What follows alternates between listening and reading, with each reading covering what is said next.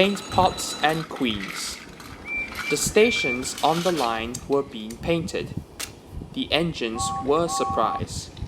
"The Queen is coming," said the painters. The engines in their shed were excited and wondered who would pull the royal train. "I'm too old to pull important trains," said Edward sadly.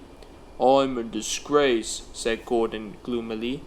"The Fat Controller will never choose me." "He'll choose me, of course," boasted James the Red Engine. "You?" Henry snorted. "You can't climb hills." "He will ask me to pull it, and I'll have a new coat of paint.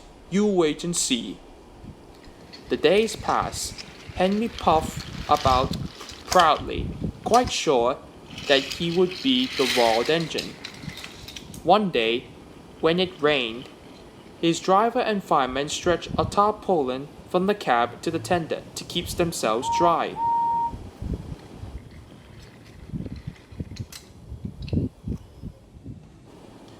Henry puffed into the big station. A painter was climbing a ladder above the line. Henry's smoke puffed upwards. It was thick and black. The painter choked and couldn't see. He missed his footing on the ladder, dropped his paint pot, and fell plush on to Henry's tarpaulin.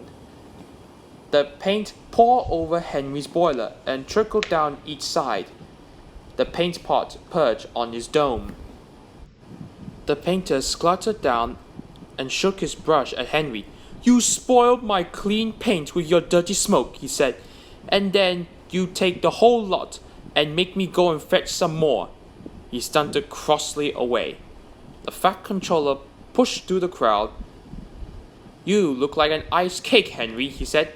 "That won't do for the royal train. I must make other arrangements."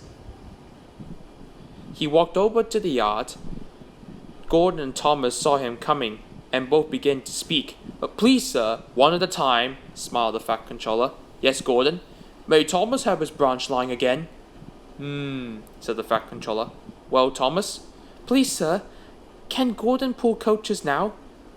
The Fat Controller pondered. "You're both been quite good lately, and you deserve a treat. When the Queen comes, Edward will go in front and clear the line. Thomas will look after the coaches, and Gordon will pull the train." "Oh, sir!" "Yes, oh, sir," said the engines happily. The great day came. Percy, Toby, Henry, and James worked hard bringing people to the town. Thomas sorted all their coaches in the yard.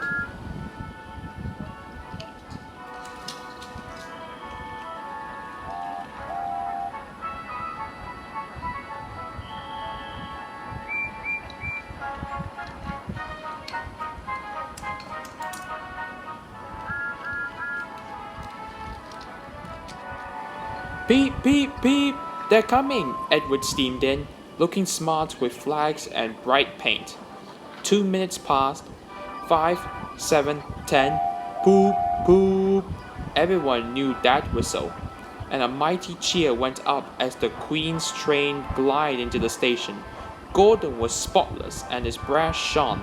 Like Edward, he was decorated with flags, but on his buffer beam he proudly carried the royal arms.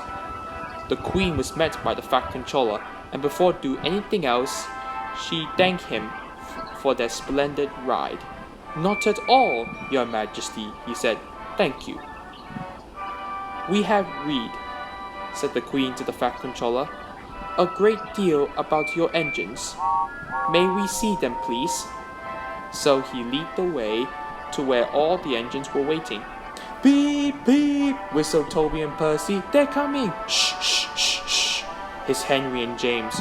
But Toby and Percy were too excited to care. The Fat Controller told the Queen their names, and she talked to each engine. Then she turned to go. Percy bubbled over. "3 cheers for the Queen!" he called. "Beep, beep, beep!" whistled all the engines. The Fat Controller held his ears, but the Queen, smiling, waved to the engines till she passed the gate. Next day, the Queen spoke specially to Thomas, who fetched her coaches, and to Edward and Gordon, who took her away, and no engines felt prouder than Thomas and Edward and Gordon, the big engine.